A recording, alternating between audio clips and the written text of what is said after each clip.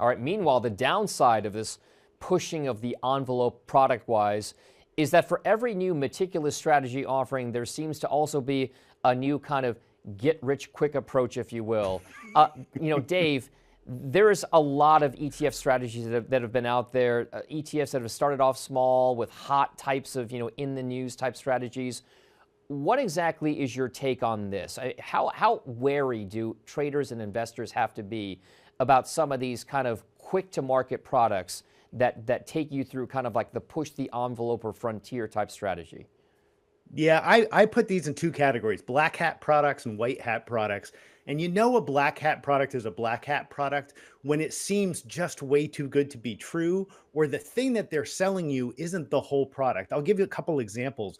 We've seen a huge run in single stock leveraged ETFs. We're up to close to 200 of these products.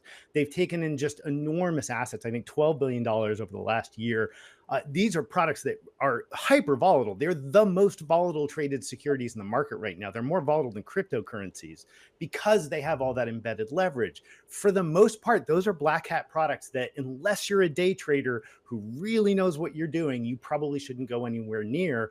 The flip side is a lot of single stock income products where people are promising you enormous yields on things like MicroStrategy or even Apple or Tesla by basically selling options. That's the process, right? You're selling volatility to generate an income stream.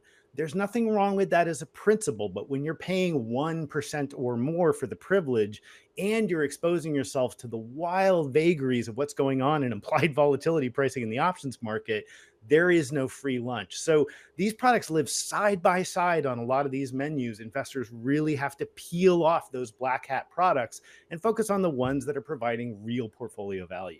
All right, Paisley, I'm going to give the last word to you here on this. Your thoughts about the fast evolution of products being brought to market from the ETF standpoint. There are good and bad elements to it. As a manager yourself, how do you view that? Yeah, I would say I'll make one correction to Dave's comment. There is one free lunch, and that's diversification.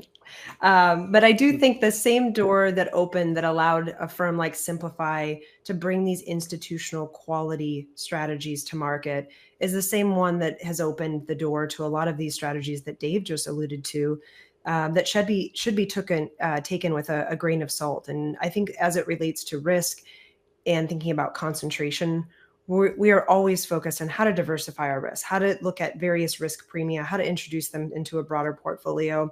And so I would echo those comments and the importance of understanding what you own, working with asset managers to really understand their products. And that's why I always think too, like working through an advisor that has access to this education versus the individual retail investor is really important. But yes, I would go back to there is no such thing as free lunch when it comes to individual return streams. And so education and kind of formal due diligence, I think, is always important, especially in these kind of more esoteric parts of the market that investors might not be familiar with. Investor words to live by for sure. Thanks very much, guys, for that conversation. That does it for this week's ETF Edge, and my thanks to Paisley Nardini at Simplify Funds and also to Dave as well. Now, Dave, I've asked Dave to kind of stick around here for a little bit and provide some more broader insight into ETF trends this week for the ETF Edge podcast coming up. And by the way, remember, you can still see all of our shows on our website, etfedge.cnbc.com. Thanks, and we'll see you next week.